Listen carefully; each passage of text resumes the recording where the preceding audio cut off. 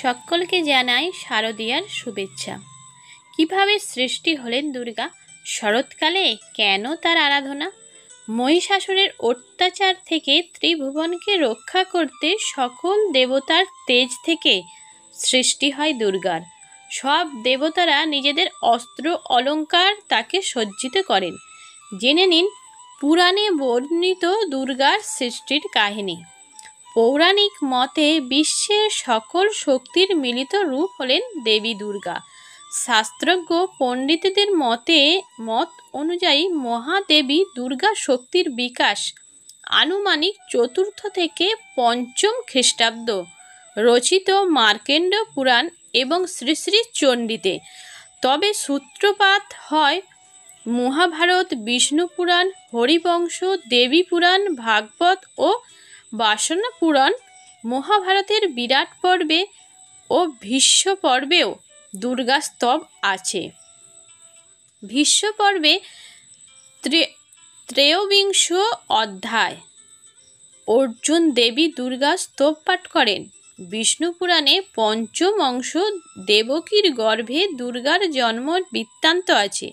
শ্রী শ্রী চণ্ডীতে বলা হয়েছে তিনি জগৎ পালিকা, আদ্যা শক্তি ও সনাতনী।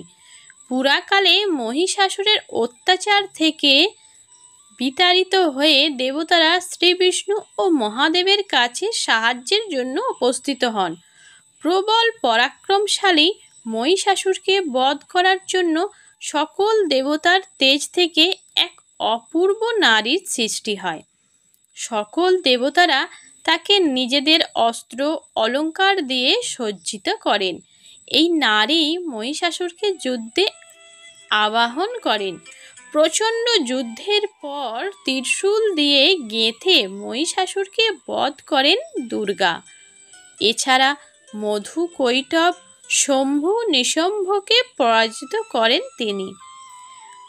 পেয়ে সুরত ও সমাধি মাটির প্রতিমা গড়ে 3 বছর কঠোর তপস্যার পর দেবী তুষ্ট হয়ে তাদের দেখা দেন এবং মনোবাঞ্ছা পূরণ করেন।